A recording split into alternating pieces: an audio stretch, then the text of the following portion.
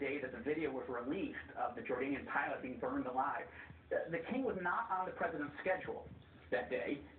He was in Washington, and the president only added him in because of that murder, and they only spent 20 minutes together. But what did the king do? He went right back. He suited up in fatigues. He started bombing ISIS, and he hanged two ISIS people that have been captured. He understands this is a war, and he understands that he is at the center of it. It's interesting, in the 60-minute interview you just referenced, when he called it a third world war, he said it's a war inside Islam. President Obama is deeply conflicted over whether this is a battle that has anything to do with Islam.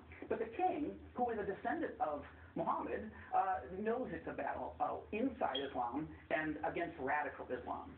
Well, and I don't want to get too deep into the theological weeds, but you've written a number of books about this. In your book on the so-called 12th Imam, or these end-time prophecies that certain factions of Islam, not the majority of Muslims out there, but there are certain factions who adhere to a very radical, specific end-time theology, and that ISIS is sort of in the business of, they want to launch an Armageddon-type end-of-the-world situation. They think it's what they need in prophecy to bring about their end goals. Do you think that we get that? Do you think our administration gets that?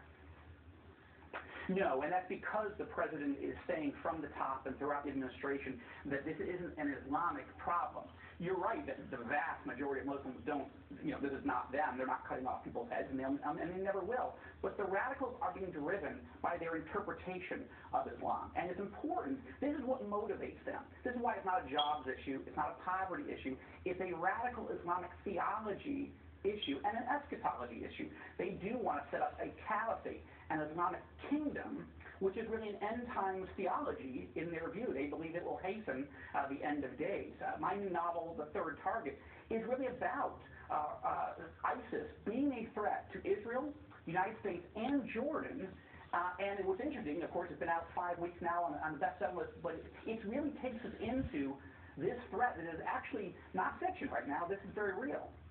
Yeah, I was one eschatology class away from a theology minor in college, but I find there's so much that I'm learning by reading about what these specific factions believe. And for those who want to get some education on this, your books are a great way of doing that, some fiction, some nonfiction, but a great way of getting a better understanding of why some of the decisions are made and who the players are and what their interests are in these games that are not games. I mean, the end game of what they hope to bring about. Right.